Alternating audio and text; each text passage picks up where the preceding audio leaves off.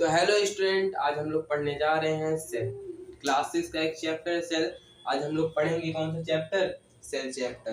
तो cell chapter में सबसे पहला पॉइंट आता है हम लोग का व्हाट इज सेल। सेल क्या है? जैसे ये एक मान लो एक बिल्डिंग है। बिल्डिंग किससे मिलकर बनी होती है? छोटी छोटी ईंटों से मिलकर बनी होती है, ब्रिक से मिलकर बनी होती है ना। तो उसी तरह जो हमारा शरीर है ना, ये हमारा शरीर भी किससे मिलकर बना है? छोटे छोटे सेल से मिलकर बना है। उसी को क्या कहते हैं? सेल कहते हैं। अब पहला पॉइंट है, cell is the smallest part of an organism. ये सबसे स्मॉलेस्ट पार्ट होता है, सबसे छोटा पार्ट होता है किसका? ऑर्गेनिज्म का। ऑर्गेनिज्म का मतलब क्या होता है? Living things. जो भी सारे जितने जिंदा चीजें हैं, ठीक, जितने भी दुनिया में सारी चीजें हैं उन्हें ऑर्गेनिज्म कहते हैं। ठीक, ऑर्गेनिज्म ये स्मॉलेस्ट पार्ट है। उसके बाद अगला पॉइंट हम लोग का, cell is the basic structure and functional unit of life. जो हमारी जिंदगी है, लाइफ है, ठीक है, उसका सबसे बेसिक स्ट्रक्चर और फंक्शनल है। ठीक, यानी कि जो सेल होता है ना, उसका एक स्ट्रक्चर होता है, तो एक अपना फंक्शन भी करता है। ठीक है, तो हमारे जीवन में जो भी चीजें होती है, फंक्शन सब सेल ही करती है। इसमें अगला पॉइंट है डिस्कवरी ऑफ सेल। सेल की डिस्कवरी कब हुई थी, कैसे हुई थी? तो सेल की जो डिस्कवरी हुई थी, एक साइंटिस्ट का नाम था, क्या नाम था? Robert Hooke. क्या नाम था? Robert Hooke. यही स्पेलिंग है, देख लो। रॉबर्ट हुक है। रॉबर्ट हुक ने 1665 में, कब? 1665 में उन्होंने खुद के बनाए हुए माइक्रोस्कोप से क्या हुआ, एक स्लाइस ऑफ कॉर्क, कॉर्क के टुकड़े, जो पेड़ होता है ना, पेड़ के छिलका होता है ना, कॉर्क, तो स्लाइस ऑफ कॉर्क में उन्होंने अपने खुद के बनाए हुए माइक्रोस्कोप से उन्हें जूम करके देखा। ठीक है, किसको? स्लाइस ऑफ कॉर्क को। ठीक, जब उन्होंने देखा तो उनको छोटे छोटे ऐसे बॉक्सेस दिखाई दी। इस तरह ऐसे छोटे छोटे छोटे छोटे, असल में वो सर्कल नहीं थे, वो कुछ अलग शेप के थे। उनको ऐसे कुछ छोटे छोटे बहुत सारी चीजें दिखाई दी माइक्रोस्कोप में। तो जब उन्होंने देखा तो इस छोटे छोटे जो बॉक्स है ना, ये जो बॉक्स है, इन्होंने इसका नाम दिया क्या? सेल। क्या नाम दिया? सेल दिया। तो सेल थे उनके ऐसे आरी बगल, उनके चारों तरफ ऐसे कुछ कुछ लाइनें थी ना, जो किससे मिलके बनी थी? सेल्यूलोज से मिलके बनी थी। ठीक है, लेकिन बस उन्होंने उसकी डिस्कवरी की थी। जितना भी हम डिटेल में सेल के बारे में पढ़ते हैं ना, उन्होंने वो इलेक्ट्रॉन माइक्रोस्कोप का जब इन्वेंशन हुआ था, उसके बाद सेल डिटेल में आई थी। पहले सेल के बारे में उतना कोई नहीं जानता था। हाँ, और एक बात, study of cell. Study of cell. Study of cell किसको, स्टडी ऑफ सेल को क्या कहते हैं? स्टडी ऑफ सेल को याद रखना, साइटोलॉजी कहते हैं। क्या कहते हैं? साइटोलॉजी कहते हैं। नेक्स्ट पॉइंट हम लोग का है सेल थ्योरी। क्या है? Cell theory. अब सेल थ्योरी जो है, दो लोगों ने दिया था। कौन कौन लोग थे? वो थे स्लाइडेन और स्वान। ठीक है, स्लाइडेन एंड स्वान।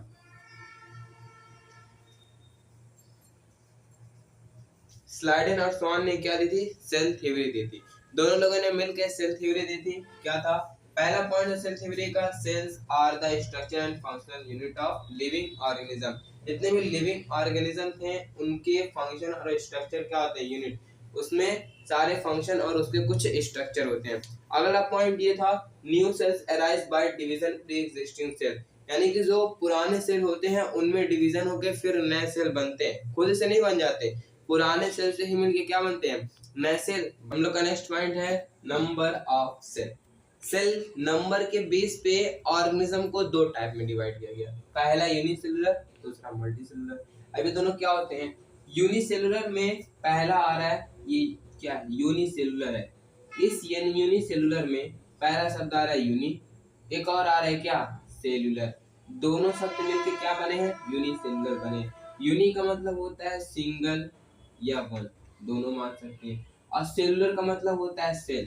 ठीक, तो यूनिसेलुलर यानी जो सिंगल सेल, यानी एक ही सेल से मिलके किसी ऑर्गेनिज्म की क्या करते हैं? बनाते, कोई ऑर्गेनिज्म बनाते हैं जिसमें एक ही टाइप का सेल हो, उसे क्या कहते हैं? यूनिसेलुलर कहते हैं। ऐसे हो गया बैक्टीरिया, क्लाइमोडोमोनास, पैरामीसियम, ये सारी चीजें है ना, इनकी जो ये ऑर्गेनिज्म जो है, ये वन ही सेल से मिलके बने होते हैं।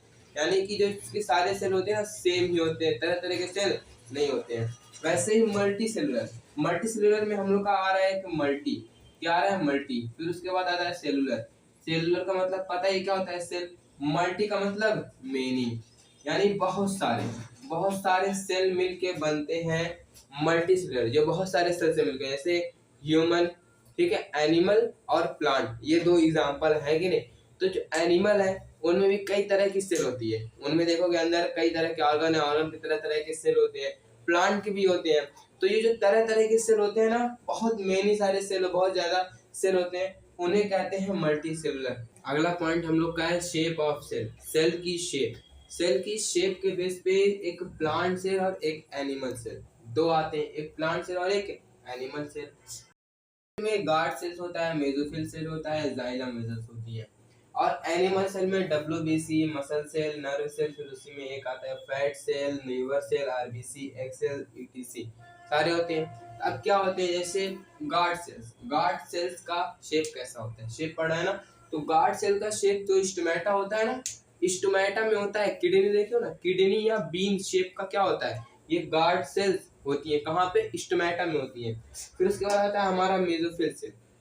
मेसोफिल जो सेल होती है, ये हमारे क्लोरोप्लास्ट, यानी जहाँ क्लोरोफिल बनती है क्लोरोप्लास्ट में, उसमें क्या होता है, ये मेसोफिल सेल्स होते हैं। मेसोफिल सेल्स होते हैं ना, वो लंबे होते हैं और सिलेंड्रिकल शेप के होते हैं। कौन, मेसोफिल सेल होता है। उसके बाद है जाइलम वेसल्स।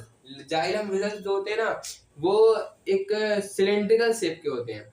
जैसे रूट है ना, रूट या तुम शूट, यानी शूट का जो स्टेम है या रूट ले लो, उसमें से पानी ट्रांसपोर्ट होता है कि नहीं, तो उसमें जो सेल कर, जो जाइलम वेसल्स होता है, यही ट्रांसपोर्ट करता है, जिसकी शेप होती है सिलेंड्रिकल। ठीक, फिर उसका आता है एनिमल सेल। एनिमल सेल में जो डब्ल्यूबीसी है ना, डब्ल्यूबीसी वो अमीबा की तरह, अमीबा देखो, अमीबा की तरह ही मूव करता रहता है, अपनी शेप को चेंज करता रहता है, इसकी शेप फिक्स नहीं होती। ठीक है, एमोवेटेड होता है ये, तो ये अपना शेप चेंज करता रहता है। फिर उसका आता है मसल सेल। मसल सेल कहती होती है, मसल सेल जो होती है ना, जैसे ये देखो, ये है हमारी मसल सेल। ठीक, बीच में इसका न्यूक्लियस होता है, यहाँ एंड होती है, ठीक है, बीच में से फुला हुआ होता है, लेकिन लास्ट में क्या होती है, एंड होती है। यही हमारा क्या है, ये मसल सेल, क्या है, मसल सेल। ऐसी अगला शेप हो, इसको, इस शेप को ना, मसल सेल की शेप, इस शेप को स्पिंडल शेप कहते हैं। कौन शेप कहते हैं, स्पिंडल शेप कहते हैं। फिर उसके बाद आता है हमारा नर्व सेल। नर्व सेल जो होता है वो कुछ इस तरह ऐसे रॉड निकली होती है, फिर यहाँ पे बीच में ऐसे अपना एक ऐसे रॉड निकली होती है, फिर उसके बाद अपना एक इधर ऐसे इसी तरह का ऐसे ही अपना शेप ये बनाता है, यानी कि यहाँ पे न्यूक्लियस होती है, इसमें से रॉड निकली होती है। ठीक है, तो ये एक पार्ट, ये थोड़ा बहुत लंबा होता है, कितना होता है, लंबा होता है।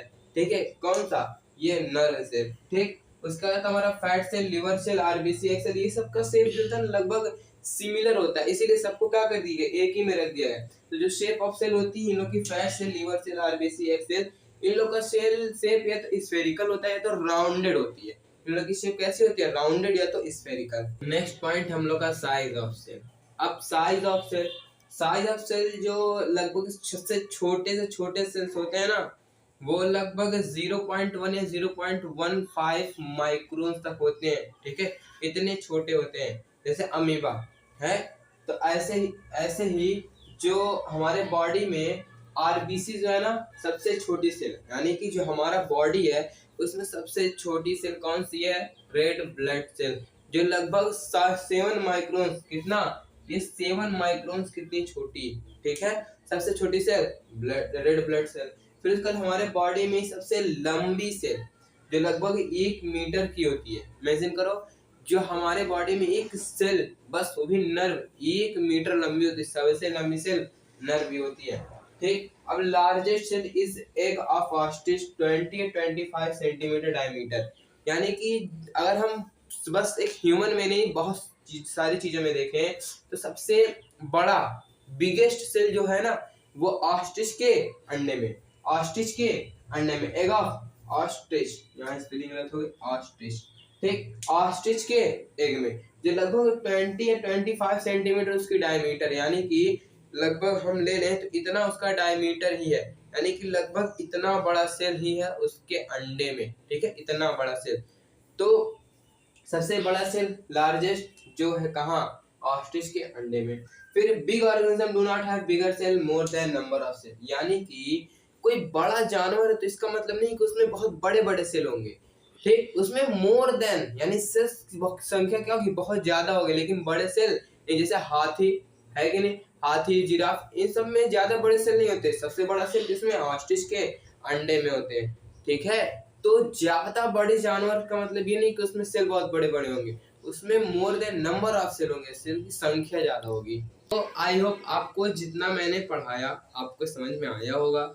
ये जो सेल है, सेल चैप्टर की पूरी वीडियो नहीं है, ठीक है, ये पार्ट 1 है, लगभग इसके 2-3 पार्ट होंगे, ठीक।